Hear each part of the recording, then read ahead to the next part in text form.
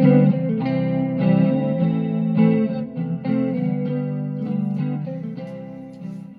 and welcome back to the Citizen channel. Hope you're all staying safe and well, and another edition of City Hat-Trick Heroes. +1 this one. City Hat-Trick Heroes +1. You'll know what I mean by that. Probably +1 actually, but more on that in a little bit. We're going to look at David White. A game that's well known to many people. There'll be a link on screen if you want to watch the brief highlights of the game and the goals. Aston Villa versus Manchester City, Tuesday the 23rd of April 1991 with a 7:30 p.m. kickoff. Background to this little game, Aston Villa were then managed by the wonderfully named Joseph Venglos in his first season, as it turned out, his only season in charge of Villa. He sadly passed away in January 2021, Mr. Venglos, but a great name, great character. Obviously, he'd come straight from the World Cup. I think he'd managed the Czech team at the time. I might be wrong on that. I'm fairly sure I wasn't, but just from memory, that, guys. I haven't written that one down. He was the first manager from outside Britain to actually take charge of a top division club in England. Yes, Villa was a top division club in England, as in top division. I'm not going to say they were a top club because the European Cup winners. They've got to be a top club, haven't they? Villa, though, that season under him performed pretty badly and were nervously looking over the shoulders, fourth from bottom of the league at that stage, without winning the last 6 games. And the visit of, fourth place Manchester City was seemingly had them worried. Was certainly probably lots of it wasn't be good for the villains, and it would turn out to be so.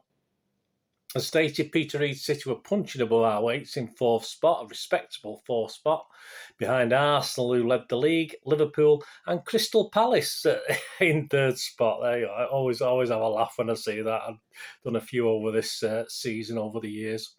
The game itself, for Villa, it was match day 35 of a 38-game season. For City, it was match day 36 of a 38-game season, with the United away and Sunderland at home to follow this. City were in our change strip, white shirts. I don't have one of those. I would have put one of those on today. I don't have one of those, so I put the maroon one on. White shirt, sky blue shorts, and white socks. An okay combination. The pale blue shorts never really worked for me with that kit. I would probably preferred all white. Villa were in the normal, of course, maroon and blue with white shorts and blue socks. Attendance that day, 24,168. Plenty of blues. It certainly was, as there always is or always was at Villa Park. Even going back to the 70s, 80s when I first visited the place. Teams that night: City, Creighton, Hill, Poynton, Heath, Hendry, Redmond, White, Brennan, Quinn, Harper and Ward. And the unused subs that night were Reid and Allen. For Villa was Spink in net, Price, Gage, McGrath, Comyn, Nielsen, Daly, Platt, Olney, Cowans, Ormondroyd. And used sub for them was Cascarino. Remember it? Big lad, wasn't he, Cascarino? And what the papers said after this little Villa 1, Manchester City 5, because that's how it finished. Oh, what a cracking night's entertainment. We loved it. I remember being pretty happy at the time, I must admit. So there's little snippets from the papers. Dave Horridge from the Daily Telegraph. 4 goals by David White. There we go. That's where the hat-trick +1 comes in. Gave Manchester City a result that endorses their right to be regarded as one of the First Division's leading teams. City were a goal up after only 4 minutes when White collected Brennan's through pass and beat Spink with a low drive. They were unlucky not to go further ahead when former Villa player Heath shot a yard wide soon afterwards. John Ragg of the Daily Express, a little excerpt from his snippet from his press coverage. After a spell of token Villa resistance, White struck again. It was a straightforward move and had Villa in desperate trouble. Coulton's kick was flicked on by Niall Quinn, and White, clear again, lobbed the ball over Spink. His first 2 goals set the standard for the night. He rounded it all off with 2 more in the final 5 minutes. Paul McGrath, so often Villa's saviour this season, and Cowans got in a mess, and White took advantage. Then in injury time, White tried a shot from 18 yards. And saw it sneak just inside Spink's post. I think Spink was a bit unsighted, or it was rubbish. I can't make my mind up. For Ray Matz from the Daily Mail, he said, White has always possessed mercurial pace, but since being pushed forward to a more attacking role for City, recently he's showing the determination, industry and killer touch guaranteed to impress Graham Taylor. course, the England manager at the time. White scored twice in the first 25 minutes, and Manchester City seized the initiative, and late on in the second half added 2 more to set the seal on one of the most impressive victories of his team's 7-match unbeaten spell for Peter Reid. So, yeah, that's the snippets. For a bit more detail, we'll go over to Peter Gardner, writing for the local paper, the Manchester Evening News, of course. This was his little match report, little summing up of the game. Dynamic David White inspires City to their most comprehensive First Division away victory in 32 years. He almost single-handedly destroyed Villa with a 4-goal blast, which enabled him to rewrite the record books as the Blues maintained their superb late-season surge. It took their tally to 7 games without defeat and a point return of 17 from a possible 21, like we get now.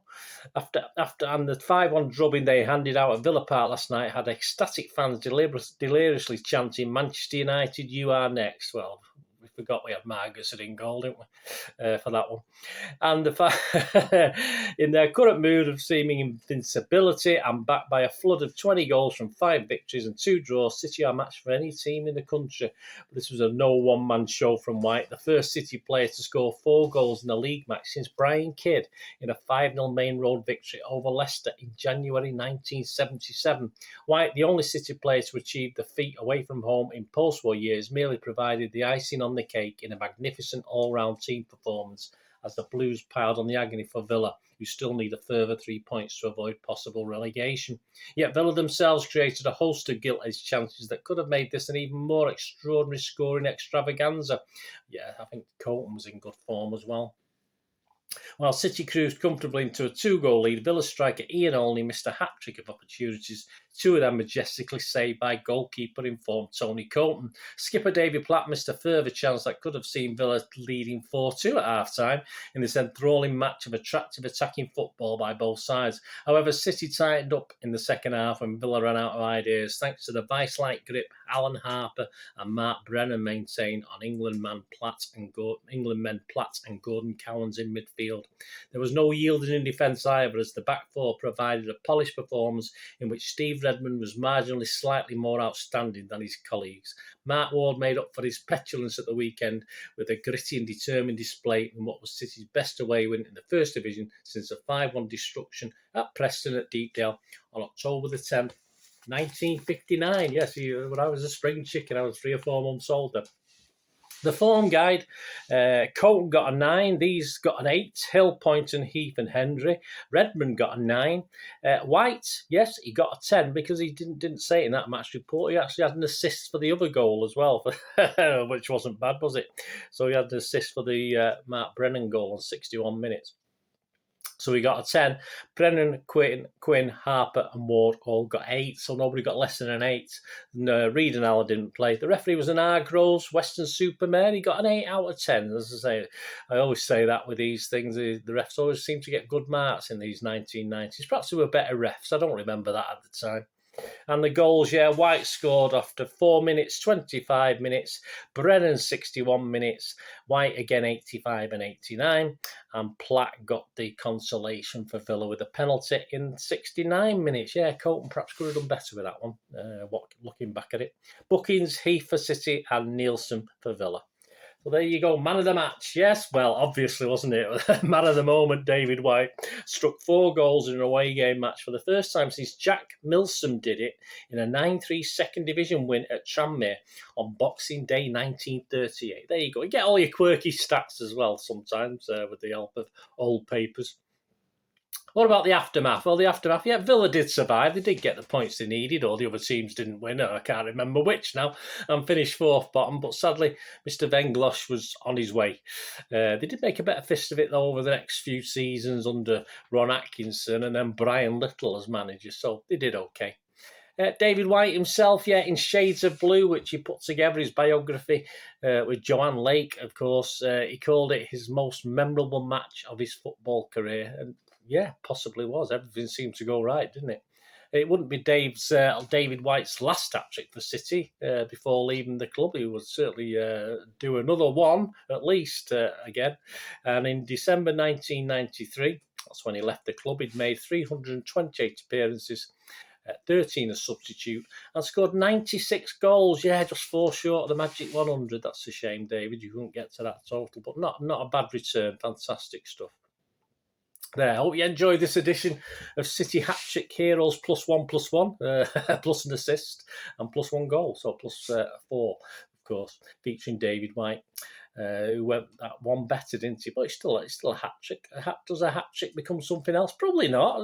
Do they call it? We have names for it, of course we do, but yeah, a hat-trick's synonymous with scoring 3. There's not particularly anything synonymous with scoring 4 or 5.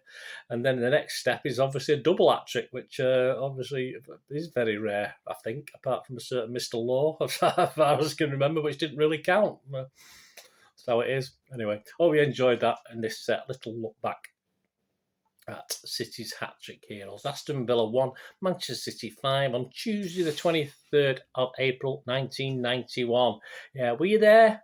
Let us know your memories, guys. I mean, I remember being cock-a-hoop after that game because it was something special. It certainly was. And even though Aston Villa weren't any great shakes at the time, it just seemed to cement the fact we were brilliant. And then we had to go to Old Trafford and get beat.